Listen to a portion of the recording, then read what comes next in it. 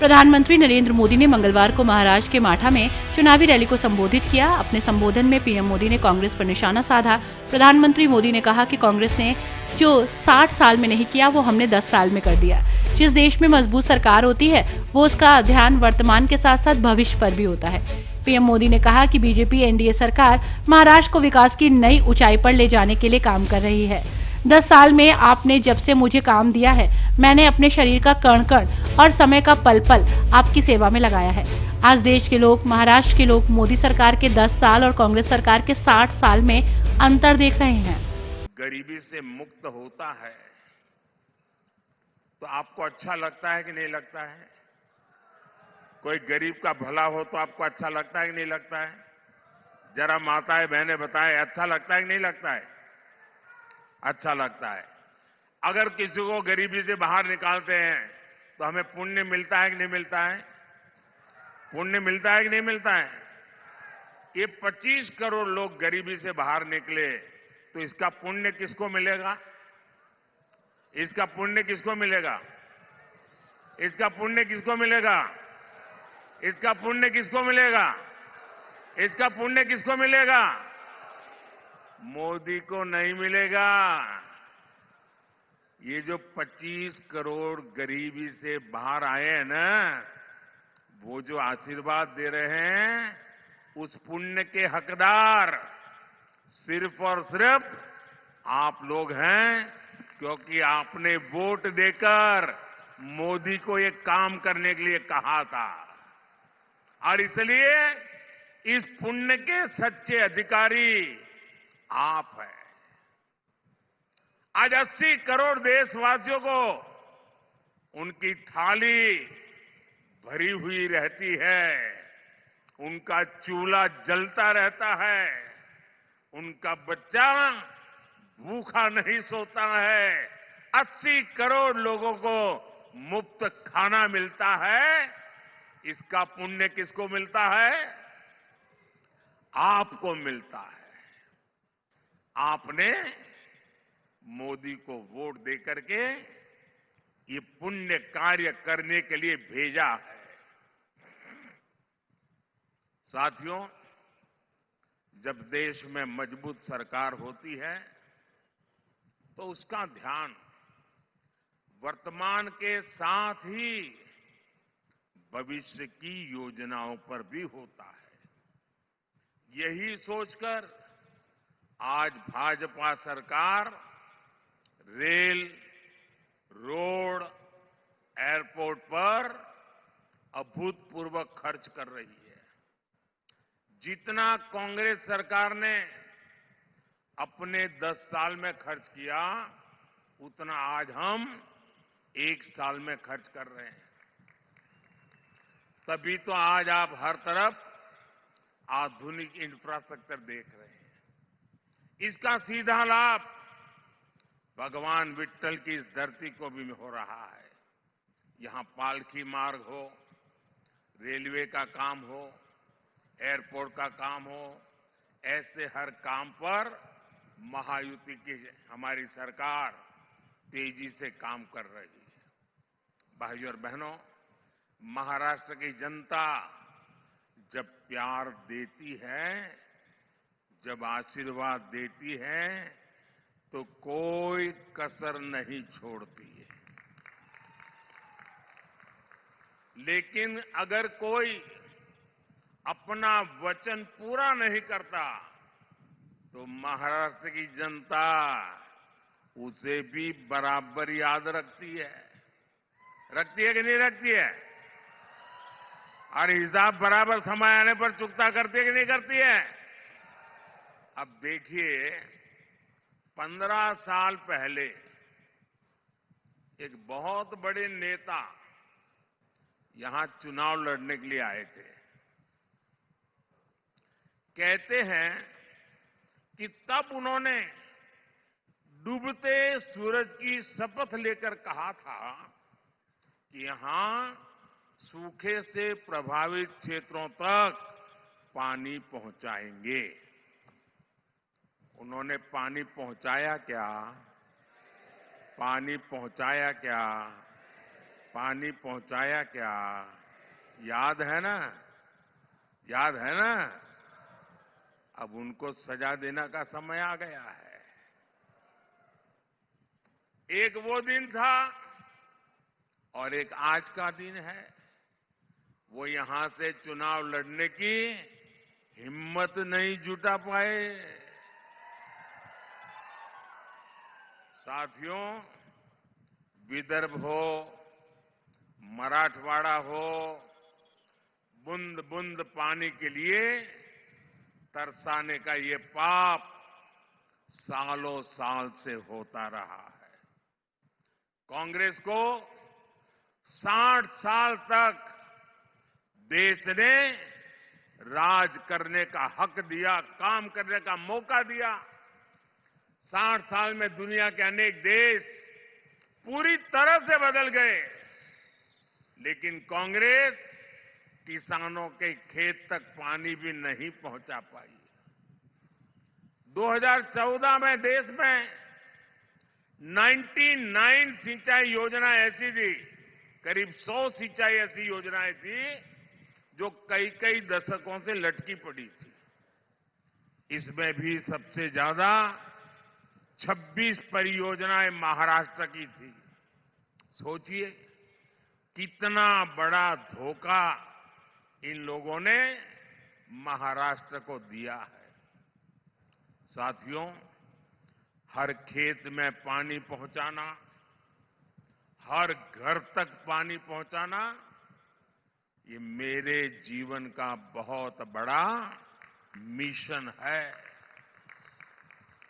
2014 में सरकार बनने के बाद मैंने पूरी शक्ति इन सिंचाई परियोजनाओं को पर लगा दी। आज कांग्रेस की लटकाई वो करीब करीब 100 सिंचाई परियोजनाओं से 63 परियोजनाएं पूरी हो चुकी है। जिस नीलवांडे डैम का इंतजार 50 सालों से हो रहा था, उसे हमने पूरा करवाया। गौसीखुर्द परियोजना का ज्यादातर काम एकनाथ जी, अजित दादा और देवेंद्र जी की टीम तेजी से पूरा कर रही है। हमारी सरकार 5 साल में ही 11 करोड़ से ज्यादा घरों तक नल से जल पहुंचा चुकी है। 10 साल में माइक्रो इरिगेशन का दायरा भी 2 गुने से अधिक बढ़ा है। इसका लाभ यहां केले की पैदावार से जुड़े किसानों को भी हो रहा है। साथियों, जब देश की आजादी के 75 साल हुए, इतना बड़ा उत्सव था, कोई और नेता होता तो क्या करता? कोई एक बड़ा स्तंभ खड़ा कर देता, उस पर अपना नाम लिखवा देता, कोई ऐसी चीज बना कर देगा खुद के नाम पर जड़ देता। लेकिन देश जब आजादी के 75 साल मना रहा था, तब मोदी को खुद के लिए कुछ करने का विचार नहीं आया, सरकार का नाम कमाने का विचार नहीं आया। तब मैंने संकल्प लिया था कि देश के हर जिले में 75 साल के निमित्त 75 अमृत सरोवर बनवाऊंगा। अमृत सरोवर अभियान के तहत अनेकों अमृत सरोवर देश के हर जिले में बने हैं। ये अमृत सरोवर मेरे दिमाग में मेरा किसान था, मेरे दिमाग में खेत था, मेरे दिमाग में सूखे खेतों को पानी पहुंचाने का एक संकल्प था। ये अमृत सरोवर आज की नहीं बल्कि आने वाली पीढ़ियों को भी बहुत काम आने वाले हैं। साथियों, ये हमारा महाराष्ट्र तो सहकारिता की धरती है। यहां के हमारे शुगर कोऑपरेटिव की किसानों को सशक्त करने में बहुत बड़ी भूमिका रही है। मोदी देश की पूरी ग्रामीण अर्थव्यवस्था में सहकारिता के दायरे को बढ़ाने के लिए प्रतिबद्ध है। इसलिए 2019 में जब आपने फिर पूर्ण बहुमत की सरकार बनाई, तो हमने पहली बार देश में सहकारिता के लिए अलग मंत्रालय बनाया, अलग मिनिस्ट्री बनाई। हमने देश भर में 10,000 किसान उत्पादक संघ एफपीओ बनाने का अभियान शुरू किया, जिसमें से 8,000 बन भी चुके हैं। यहां महाराष्ट्र में एफपीओ शानदार काम कर रहे हैं। ऑनलाइन बिक्री से लेकर एक्सपोर्ट तक यहां के हमारे किसान उत्पादक संघों का दायरा लगातार बढ़ रहा है। ये हमारी पीएसएस, उनको भी मजबूत किए जा रहा है। इनको सरकार की अनेक दूसरी योजनाओं की सेवाएं देने के लिए भी तैयार किया जा रहा है। आने वाले 5 वर्षों में सरकार का लक्ष्य 2 लाख सहकारी समितियां बनाने का है। साथियों, आप सभी जानते हैं कि जो छोटा किसान होता है उसके पास भंडारण की पर्याप्त सुविधा नहीं होती है, इसलिए उसे मजबूरी में कम दाम पर अपनी उपज बेचनी पड़ती है। अब हमने दुनिया की सबसे बड़ी अन्न भंडारण योजना पर काम शुरू किया है। इसकी जिम्मेदारी भी सहकारी संस्थाओं को दी गई है। इससे किसान को अपने हिसाब से उपज मार्केट में लाने का विकल्प मिलेगा। बीजेपी ने अपने संकल्प पत्र में प्याज, टमाटर और आलू किसानों की उपज की भी चिंता की है। आने वाले 5 साल में देश भर में विशेष स्टोरेज क्लस्टर बनाए जाएंगे। इसका बहुत बड़ा फायदा महाराष्ट्र के प्याज किसानों को होगा। साथियों, ये अगाड़ी वाले किसानों को लेकर के बड़ी बड़ी बातें आज करते हैं। 2014 से पहले जब इनकी सरकार थी तब क्या स्थिति थी, एक किसानों को याद दिलाना मेरा दायित्व है। और मैं यहां किसी की आलोचना करने नहीं आया। मैं देश की जनता को, महाराष्ट्र की जनता को, मेरे देश के किसानों को सच्चाई से अवगत कराना चाहता हूं। 10 साल जब रिमोट कंट्रोल वाली सरकार चलती थी तब यहां के कद्दावर नेता देश के कृषि मंत्री थे। और क्या हुआ था, जब यहां के बड़े कद्दावर नेता दिल्ली में बैठे राज करते थे तो गन्ने का एफआरपी करीब 200 रुपये था। और आज मोदी के सेवा काल में गन्ने का एफआरपी 340 रुपये प्रति क्विंटल, यानी करीब करीब 350 रुपये। जब ये कद्दावर नेता वहां कृषि मंत्रित्व के नाते बैठे थे तब गन्ना किसान अपने एरियर के लिए शुगर कमीशन के ऑफिस का चक्कर लगाते थे। आज ऐसी स्थिति नहीं है। आज देश में करीब करीब 100% एरियर पेमेंट होता है। 2014 में गन्ने का एरियर पेमेंट 57,000 करोड़ रुपए का था और इस साल 1,14,000 करोड़ रुपए की पेमेंट हुई है। इसमें 32,000 करोड़ रुपए महाराष्ट्र के किसानों को मिले हैं। साथियों, इनकम टैक्स को लेकर हमारी शुगर मिल्स 90 के दशक से परेशान थी और ये कद्दावर नेता दिल्ली में बैठे थे। मैं उनको बार बार समझाता था कि भाई, आपके महाराष्ट्र में भी ये कोऑपरेटिव मिले हैं शुगर की, गुजरात में भी है, परेशानी हो रही है। मैं गुजरात का मुख्यमंत्री था, चिट्ठियां लिख रखता था, मिलकर के बताता था। लेकिन 2014 से पहले ये कद्दावर नेता का डिपार्टमेंट होने के बावजूद भी शुगर मिल्स की इनकम टैक्स की समस्या का समाधान नहीं किया। जब मोदी को सेवा करने का मौका मिला, एनडीए की सरकार बनी, तो हमने उसका समाधान कर दिया। हमने कोऑपरेटिव शुगर मिलों को 10,000 करोड़ रुपए की राहत दी, यानी पुरानी इनकम टैक्स डिमांड माफ की, कानूनी मामलों का समाधान भी किया। इसका फायदा हमारे गन्ना किसानों को हुआ। मार्च 2023 से शुगर मिलों को हमने 10,000 करोड़ रुपए का विशेष लोन का प्रावधान भी किया है, ताकि शुगर मिल हर प्रकार का काम तेजी से कर सके, किसानों की पेमेंट न रुके। जब यहां के कद्दावर नेता दिल्ली की सरकार में थे, तब सरकार ने देश के किसानों से सिर्फ 7.5 लाख रुपए की खरीद की थी, 7.5 लाख करोड़ की।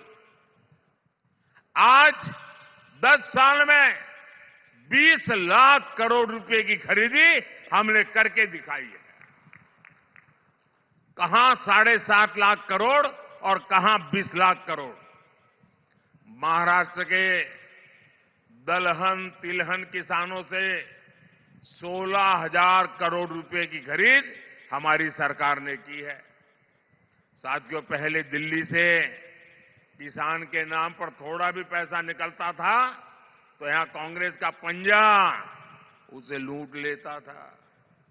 लेकिन अब दिल्ली में आपका ये बेटा बैठा है। अब दिल्ली से आपके हक की निकली पाई आपके खाते में पहुंचती है। पीएम किसान सम्मान निधि के तहत 3 लाख करोड़ रुपए किसानों के खाते में जमा हुए हैं। इसमें से महाराष्ट्र के किसानों को भी हजारों करोड़ रुपए मिले हैं। साथियों, बीते दशकों में किसानों ने अन्न की पैदावार में भारत को आत्मनिर्भर बनाया है। अब हमारा संकल्प है विकसित भारत में अन्नदाता विकसित भारत की ऊर्जा बने, अन्नदाता ऊर्जा दाता बने। 10 साल पहले देश में सिर्फ 40 करोड़ लीटर इथेनॉल उत्पादन होता था। अब देश में 500 करोड़ लीटर, उससे भी ज्यादा इथेनॉल का उत्पादन होता है। इससे पिछले 10 सालों में किसानों के पास 70,000 करोड़ रुपए अतिरिक्त गए हैं और ये पैसा गन्ना किसानों को मिला है। साथियों, हमने गोवर्धन योजना भी शुरू की है। एनडीए सरकार देश भर में गोवर्धन प्लांट लगा रही है, ताकि पशुओं के गोबर से गैस से बिजली और किसानों की कमाई भी बढ़े। इसमें से जैविक खाद पैदा हो, ताकि हमारी जमीन के लिए काम आ जाए और कम कीमत में उपलब्ध हो। साथियों, किसानों को सौर ऊर्जा दाता बनाने पर भी हम काम कर रहे हैं। पीएम कुसुम योजना से सोलर पंप के लिए खाली पड़ी जमीन में छोटा सा सोलर प्लांट लगाने के लिए सरकार मदद दे रही है। इससे किसान मुफ्त बिजली भी उपयोग कर पाएगा और बाकी बिजली सरकार खरीदेगी। अब तो मोदी ने हर परिवार के बिजली बिल को 0 करने का बीड़ा उठाया है। पीएम सूर्य घर मुफ्त बिजली योजना बनाने के पीछे यही उद्देश्य है। इसके तहत घर की छत पर सोलर पैनल लगाने के लिए सरकार मदद करेगी, बैंक खाते में पैसा डालेगी।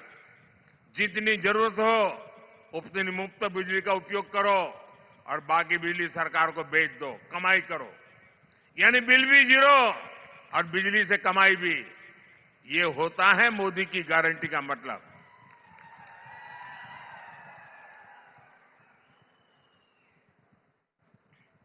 भाइयों बहनों, विकसित भारत बनाने में देश की नारी शक्ति की बहुत बड़ी भूमिका है। मोदी गांव की अपनी करोड़ों बहनों को सशक्त करने में जुटा है। 10 वर्ष में हमने 10 करोड़ बहनों को स्वयं सहायता समूहों से जोड़ा है। आज ये बहनें गांव की अर्थव्यवस्था को गति दे रही है। हमारे प्रयासों से कुछ समय के भीतर 1 करोड़ बहनें लखपति दीदी बनी है। आंकड़ा बहुत बड़ा है।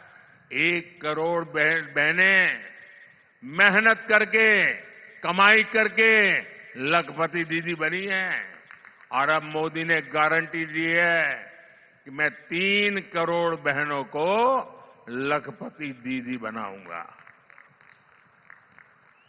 और तभी तो हिंदुस्तान कोने कोने से हर मां, हर बहन, हर बेटी एक ही बात कह रही है, फिर एक बार, फिर एक बार, फिर एक बार।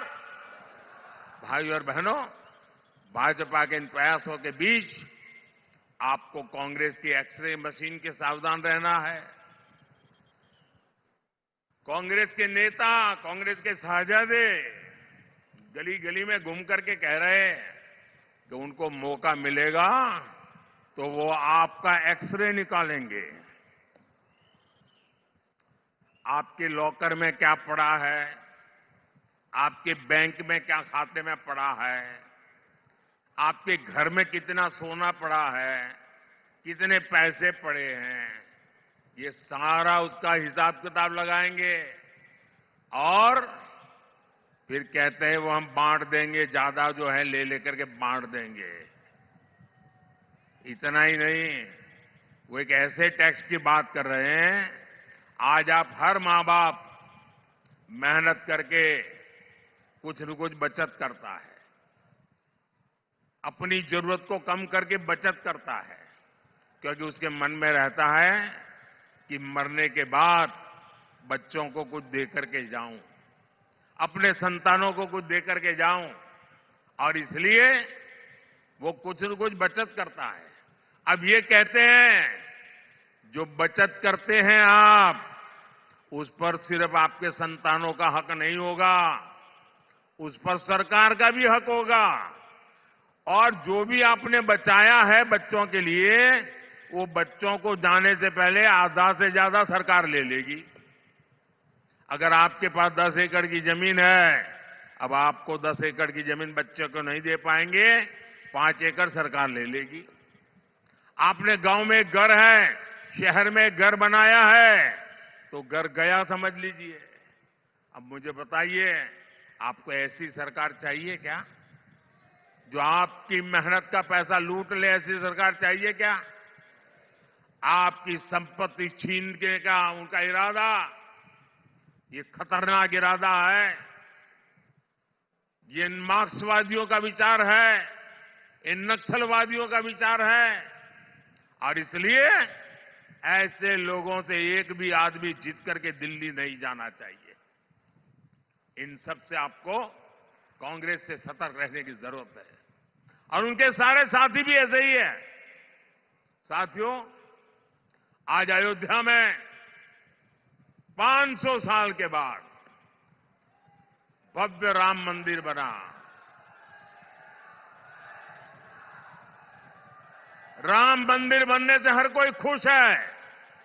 आप खुश है कि नहीं है? अब मुझे बताइए भाई, कि अंग्रेजों के जाने के बाद, देश आजाद होने के बाद पहले ही दिन राम मंदिर का काम शुरू होना चाहिए था कि नहीं होना चाहिए था? इतने साल क्यों लटका रहा? क्योंकि उनकी वोट बैंक की राजनीति थी, उनके वोट बैंक की चिंता थी, आपकी आस्था की चिंता नहीं थी, आपकी भावना की चिंता नहीं थी, आपकी श्रद्धा की चिंता नहीं थी। कांग्रेस के पास मौका था, लेकिन कांग्रेस ने इस पवित्र काम में सिर्फ रुकावटें पैदा की। जिसकी राम में आस्था होगी वो ऐसे काम कभी नहीं कर सकता। कांग्रेस की राम में ना आस्था है और ही उसके पास ऐसा एहसास है, और उनके सारे चेले चपाटे भी यही है। ऐसा काम कोई डरी हुई पार्टी नहीं कर सकती, तुष्टीकरण के दबाव से गिरी हुई पार्टी नहीं कर सकती। ऐसा करने के लिए जो साहस चाहिए होता है, वो साहस मोदी ने दिखाया है, और डंका की चोट पर 500 साल का इंतजार खत्म हो गया, राम मंदिर बन गया। और ये कहते थे राम मंदिर बनेगा तो आग लग जाएगी। कोई आग लगी क्या? मंदिर बना कि नहीं बना? और भाइयों बहनों, 500 साल के बाद जो सपना पूरा हुआ है ना, उसका कारण आपका एक वोट है। आपके वोट की ताकत है जिसने 500 साल के इंतजार को खत्म किया है। इस पुण्य के हकदार आप हैं, जिनके वोट की वजह से पवित्र काम पूरा हुआ। भाइयों और बहनों, आपका वोट मजबूत भारत के लिए, एक मजबूत सरकार बनाने के लिए पड़ना चाहिए। अब मुझे बताइए, जिनके पास कभी 400 एमपी हुआ करते थे, वो पार्टी आज 250 पौने 300 लोगों को चुनाव नहीं लड़ा पा रही है। अगर सरकार बनानी हो तो 272 तो सीट चाहिए भाई। वो इतनी लड़ा नहीं रहे, तो सरकार बनेगी कैसे, जीतेगी कैसे? और इसलिए जो सरकार बनाने के लिए लड़ ही नहीं रहे हैं, तो उनके लिए आपका वोट बर्बाद करने की जरूरत क्या है? और इसलिए मैं आपसे आग्रह कर रहा हूं कि आप वोट दे करके सरकार को मजबूत बनाइए। और आप जब वोट देंगे ना, वो वोट सीधा सीधा मोदी के खाते में जाने वाला है।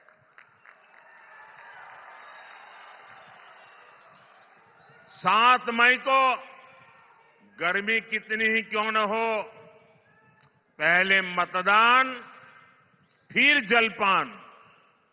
मतदान किए बिना जलपान नहीं करेंगे, ये हमें संकल्प करना है। 7 मई को मेरे साथी रंजीत नायक निंबालकर जी को आप जो वोट डालेंगे, वो मोदी की शक्ति बढ़ाएगा। माड़ा के लोगों से मेरा एक आग्रह और है, आप इनको तो जिताइए, लेकिन मेरा एक और काम करिए। यहां से जाने के बाद गांव में, मोहल्ले में, परिवार में सबको बताना कि अपने मोदी जी आए थे और मोदी जी ने आपको नमस्कार भेजा है, प्रणाम भेजा है। मेरा प्रणाम पहुंचा देंगे, सभी को मेरा प्रणाम पहुंचा देंगे। मेरे साथ बोलिए, भारत माता की, भारत माता की, भारत माता की। बहुत बहुत धन्यवाद।